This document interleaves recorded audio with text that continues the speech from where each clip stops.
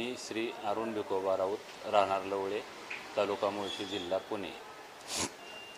माझं घर 413 गट नंबरमध्ये आहे। ते घर बांधकाम सुरू केल्यापासून माझा शेजारी 430 गट नंबर शीतल नपूर लडकत यांनी वादिवाद चालू केले।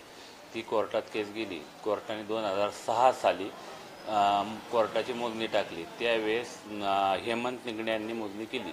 हेमंत निगणेंनी मोजणी नकाशाप्रमाणे केली, पण माझं बाजूचं घर त्या लाईनवर दाखवलं। त्याप्रमाणे कोर्टाने निकाल माझ्या विरोधात दिला। त्यानंतर माझी खात्री करण्यासाठी मी 2021 साली खाजगी मोजणी केली। त्यानुसार माझ्या लक्षात असं आलं की माझं घर 413 मध्येच आहे आणि माझ्या घराच्या पाठीमागं अजून माझी जागा 20 ते 25 फूट शिल्लक आहे।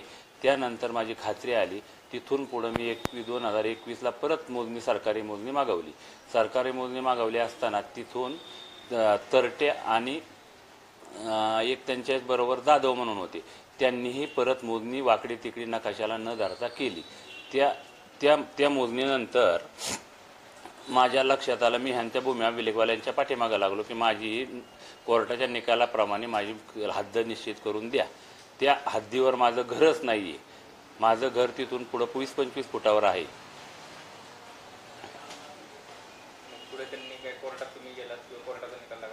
कोर्टाचा निकाल आमच्या ह्या निगड्यांनी ज्यावेळेस कागदावरती घर ड्रॉइंग करून दिलं लाईनवर, त्यामुळे कोर्टाने निकाल माझ्या विरोधातच दिला ना।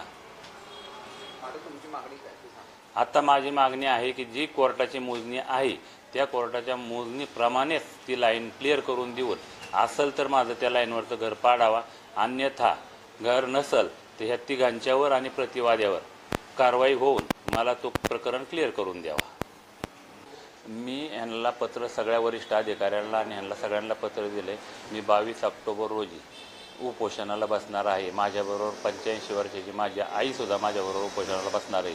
ह्याच्यात नाही मला माझा न्याय मिळाला तर मी आत्मदहन करण्याचा निर्णय घेतलेला आहे।